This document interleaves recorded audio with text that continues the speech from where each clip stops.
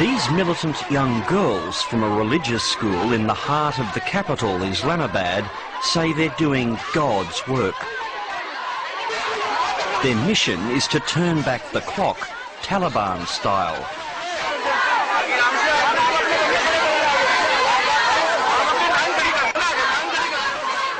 With the backing of two mysterious brothers, these girls are engaged in a potentially deadly standoff with Pakistan's government.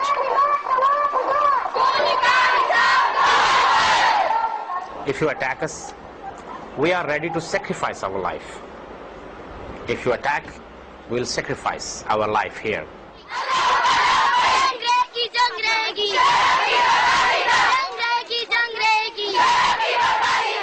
Declaring that Pakistan must abide by the principles of Sharia, the extreme interpretation of Islamic law, and in open defiance of the government, these girls have become vigilantes, taking the law into their own hands and punishing those who they say have wronged Islam, like this woman they allege is a prostitute. उन्होंने दरवाज़ों को कुल्हाड़ी से तोड़ा, टोके से तोड़ा, तोड़ के सीधे अंदर आगे कराकर फेंका, आंसू गैस फेंकी। उसके बाद हमें तीनों को, माँ बेटियों को इस तरह गले में रस्सियां डाल के और कुत्ते की तरह खींच के लेकर गए।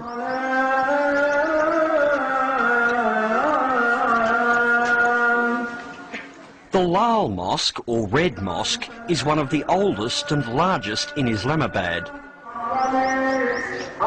It has long been a melting pot for radical ideas and runs religious schools or madrasas for both boys and girls, each holding several thousand students. It's run by two brothers, both of them hardline clerics. The eldest, Maulana Aziz, never gives interviews and has rarely been filmed. He prefers to leave the PR side of the Red Mosque to his brother, Maulana Ghazi. I mean, we are demanding, welfare, totally welfare state based on Islamic principle.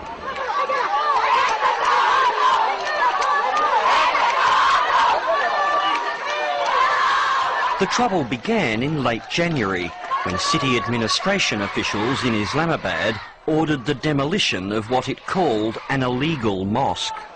In response, the militant female students occupied a government building next door.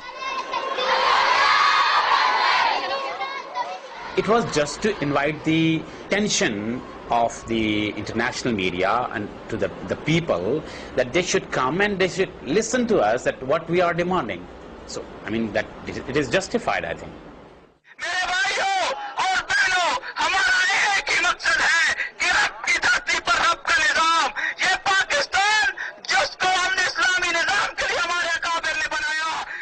Most Pakistanis were surprised that the government didn't send in its special forces to stop the illegal occupation. Emboldened, many of the students took to Islamabad's streets.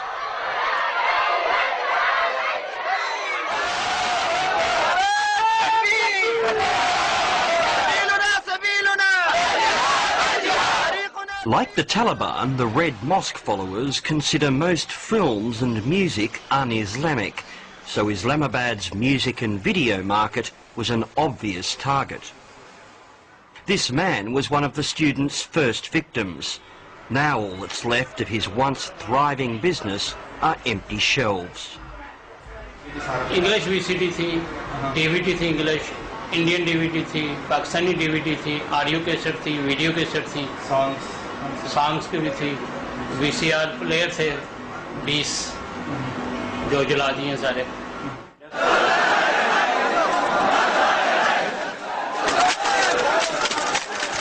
The students at the Red Mosque ramped up the pressure and gave the Pakistan government a list of demands. As well as demanding the legalisation of all mosques deemed illegal by the government, they also insisted that a strict system of Islamic law be immediately implemented throughout the country. It is risky, I mean, there's no doubt about it. I mean, if somebody is blackmailing you and you are negotiating with them, that means that others will follow suit, you know. Pakistan's Religious Affairs Minister Ijaz ul Haq, son of former military dictator Muhammad Zia ul Haq, was the first person called upon to solve the crisis, but says he was unable to complete negotiations with the rebel clerics. I gave up the negotiations after the three days, and Why did you give them up? I gave them up because I thought that this guy was under some sort of a psychological pressure. He's giving unreasonable demands, un-Islamic demands, the demands which cannot be implemented.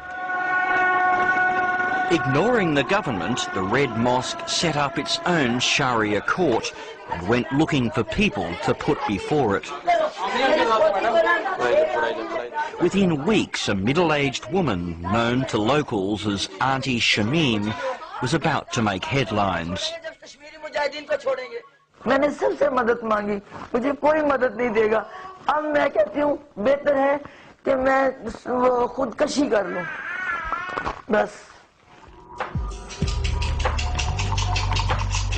Auntie Shamim says she was eating dinner with her family when students from the mosque burst into her home, accused her of running a brothel, abducted her and her daughters and took them back to the Red Mosque.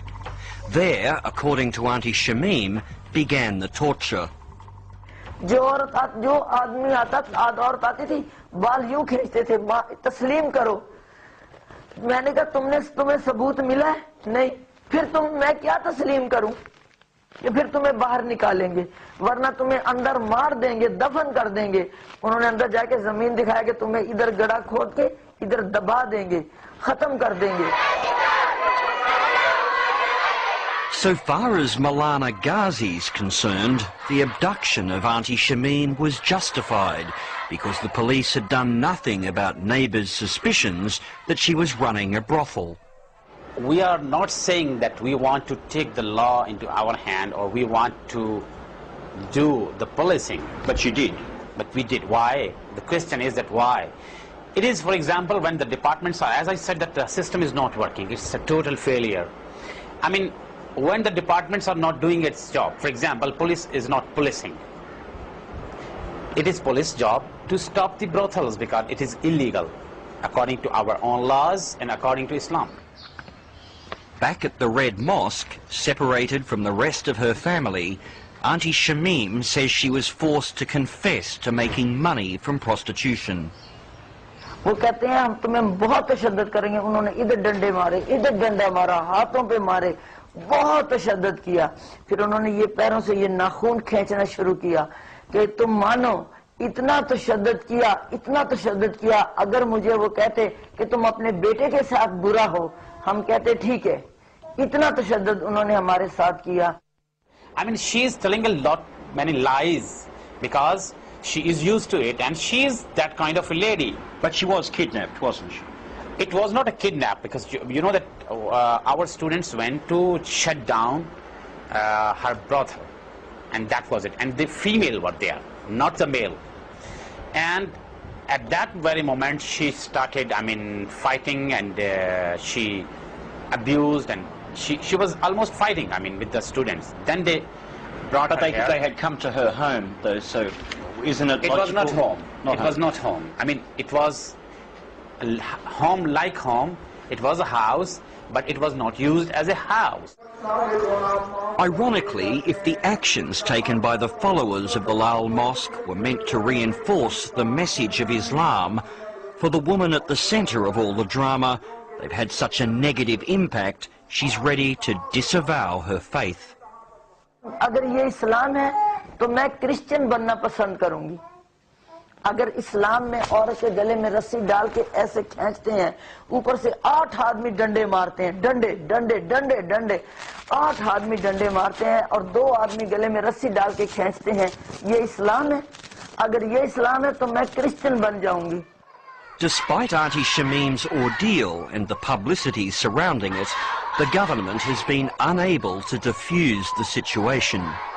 The only embarrassing thing for the government is that these people are sitting in the heart of Islamabad, and obviously by occupying a children's library they are challenging the right of the government. But we are concerned that there are arms in the mosque, there are militants who are in the mosque. If the government raids the mosque or uses whatever means it has to flush the people out, there is going to be a reaction and we will find some body bags over there. They said, if you attack us, we will defend, and while defending we can make anything. I mean, we will defend and we will sacrifice our life. So, I mean, nothing is wrong in that. Will they actually go to the extent of blowing themselves up, sacrificing themselves or the children standing behind them? हम सब तैयार हैं। यहाँ तक कि अगर इस दीन के लिए हमें अपनी जानी देनी पड़ी, हम उसके लिए भी तैयार हैं इंशाल्लाह। Even the children standing behind them? ये बच्चे भी तैयार हैं इस्लाम के लिए जाने देने के लिए? बिल्कुल तैयार हैं। इसलिए कि हर इंसान की फितरत इस्लाम पर है। जब फितरत इस्लाम पर है तो वही चीज़ है उसके अंदर वही कलाम और उसके लिए इंसान कुर्बानी देने के लिए तैयार होता है। It's now more than 4 months since the girls at the Red Mosque began their standoff with the government, and there's no sign of a peaceful resolution.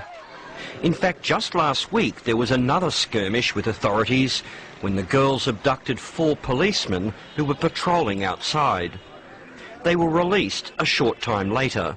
I mean, how can a couple of 100 women, threaten a whole country of 160 million people? It's just the biggest joke going on. But some well-known politicians in Pakistan, like former cricketer Imran Khan, refuse to take the Red Mosque girls seriously. He believes that they're simply a media sideshow, which the government is keen to keep alive to promote the fear of religious extremists taking over Pakistan. This is General Musharraf showing the Taliban cross to the American Dracula. It's to scare the Americans that, listen, if you don't do anything, if you don't help me, I'm your man around here, this place will be swamped by these Taliban-type religious extremists. और अल्लाह पर जिसने ईमान लाया है, साहबा किराम पर जिसने ईमान लाया है, कुरान पर जिसने ईमान लाया है, और मसाजिद के हक होने पर और मदारिस दुनिया और उसके अंदर जो तालीम दी जाती है, उसके हक होने पर जिस आदमी ने ईमान लाया, वो मेरे नारे का जवाब दे। नारे तकबीर! वो पीछे जो आदमी खड़े हैं, वो मुझे खामोश नजर आ रहे हैं, वो साथी भी इसका जवाब। नारे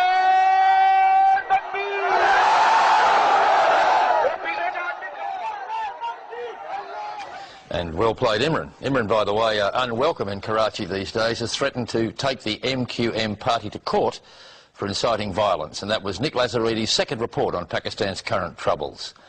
Coming up, the woman they call China's agony aunt for her personal view of the world's emerging superpower. I never believe any country has worked out a communist idea so far. They just use the idea to rule their peoples.